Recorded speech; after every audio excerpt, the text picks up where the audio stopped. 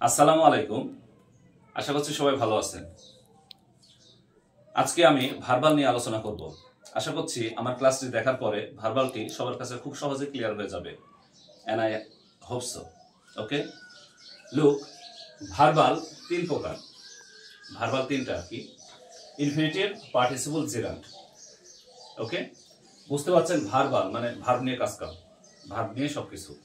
যখন 2 + V1 that is ভার্বের present form থাকবে বা বেস ফর্ম থাকবে, তখন সেটা হবে ইনফিনিটিভ। ভার্বের সাথে আইএনজি যদি অ্যাডজেক্টিভের কাজ করে that is participle, present participle. Verb plus ING যদি নাউনের কাজ করে তাহলে সেটা জেরান্ড।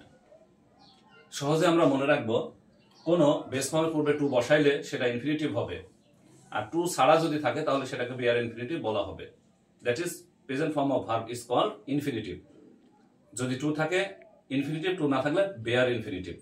ওকে, পার্টিসিপল অবশ্য তিন প্রকার। আমি সমস্ত প্রকার নিয়ে আলোচনা করব না, যেটা অধিক ব্যবহৃত হয় প্রেজেন্ট পার্টিসিপল, এটা নিয়ে আলোচনা করব। কারণ কেন এই জেরান্ড এবং পার্টিসিপলের সাথে অনেক বাচ্চারা গুলাই ফেলে, এটা আমি ক্লিয়ার করছি। ভার্ব প্লাস আইএনজি যখন অ্যাডজেক্টিভের কাজ করবে সেটা হয়ে যাবে প্রেজেন্ট পার্টিসিপল, আর ভার্ব প্লাস আইএনজি যখন নাউনের কাজ করবে তখন সেটা হবে জেরান্ড। তাহলে আমরা তিনটারই উদাহরণ লক্ষ্য করি। To walk, to go, to move, এগুলো সবই হলো ইনফিনিটিভ। একটা বাক্য দেখতে পারি আমরা, to walk in the morning is good for health. To walk in the morning is good for health. To move, to run, to take, everything you can use. Okay, verb plus ING অ্যাডজেক্টিভের কাজ করে, যেমন running train, sleeping baby, walking bird. কেন?